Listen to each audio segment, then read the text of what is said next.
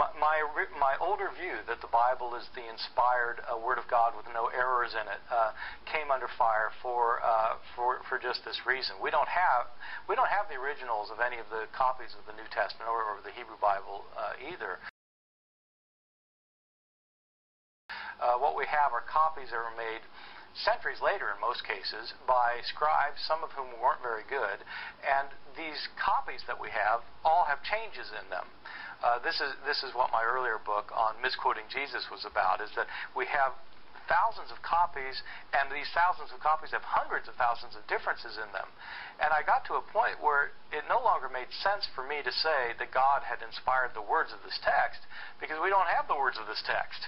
And so what would be the point of even saying God had inspired them? We don't have them. And so this was another sort of moment for me when I realized that, in fact, this older belief of mine simply wasn't credible.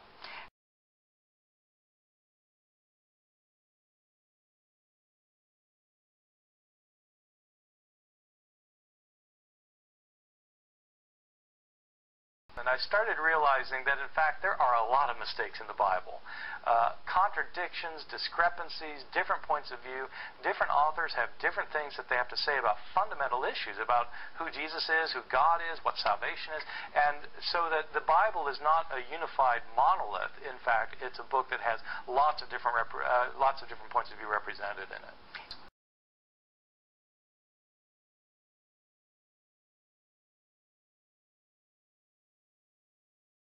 Let me talk about the surviving copies that we do have. First, give you a sense of the numbers of books that we're talking about.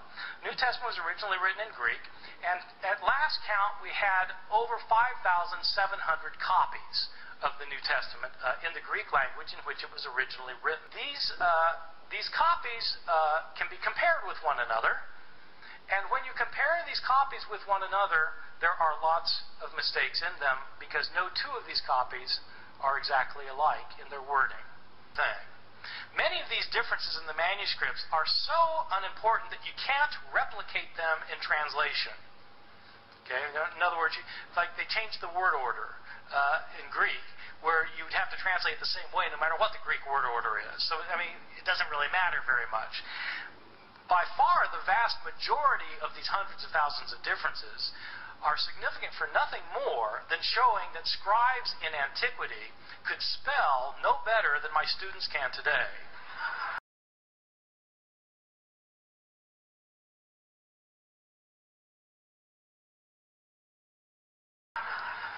And scribes, of course, didn't have spell check.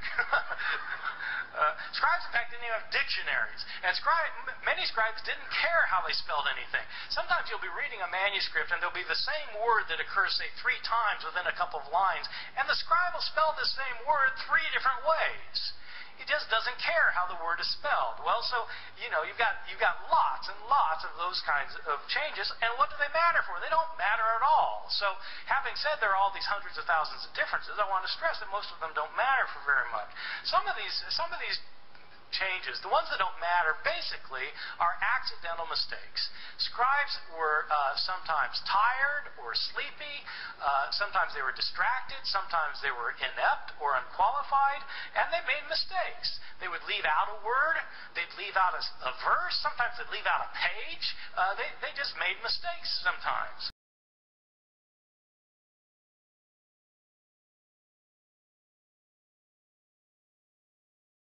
Mistakes where scribes just slip up, and intentional mistakes where it looks like scribes are actually trying to change the text.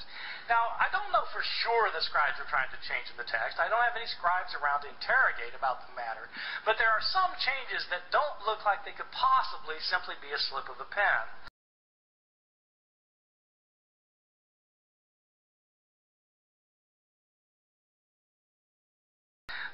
And there are others that are debatable, whether they were a slip of the pen or not. But let me give you a couple of examples, and you'll see that some of these look like scribes maybe wanted to change the text. I'll give you a couple for instances.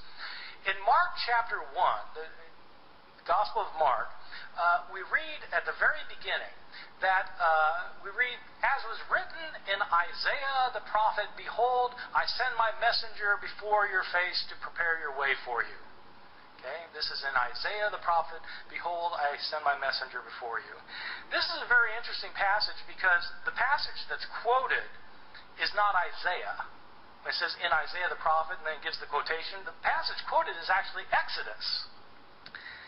So it's interesting that in the later manuscripts of Mark's Gospel, the text is changed. So that it no longer says in Isaiah, as is written in Isaiah the prophet. Now it says, as is written in the prophet.